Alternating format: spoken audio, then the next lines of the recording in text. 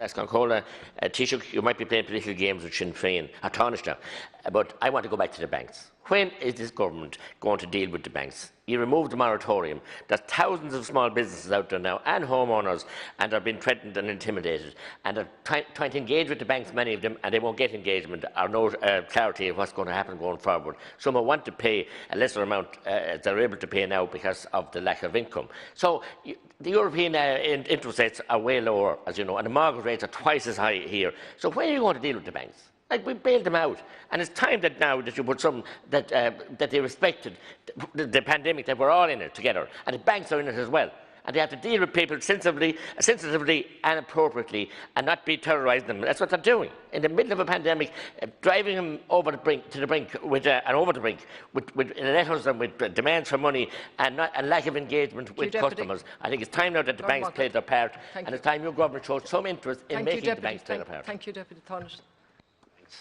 Thanks, Deputy. The government is engaging with the banks all the time, and sometimes it's a very robust engagement. I can tell you that for certain, having been present at some of the meetings. In relation to people who can't pay a business loan or can't pay their mortgage because of the effect of COVID on their incomes.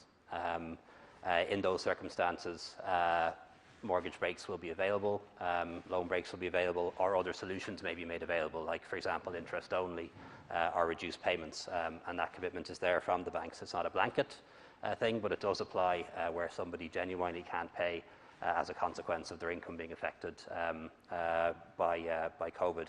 The issue of mortgage rates being higher in Ireland is a separate one. It is the case that mortgage rates in Ireland are substantially higher than they are in the rest of the EU. They are coming down. They should come down. They should come down further. But one thing we do need to appreciate is that there are two significant differences between Ireland and the rest of the European Union. Bank charges are different. So, for example, when you see very low rates in Denmark or in Germany, what you don't see is the fact that people are charged in a different way. They have to pay charges, and the higher charges result in the lower interest rate. And the second thing is the fact that we in Ireland, for very good reasons, make it very hard for a bank to repossess a house. And that, of course, has an impact on mortgage rates. We're way over time, when a European bank sells a mortgage here, they add on a premium for that reason.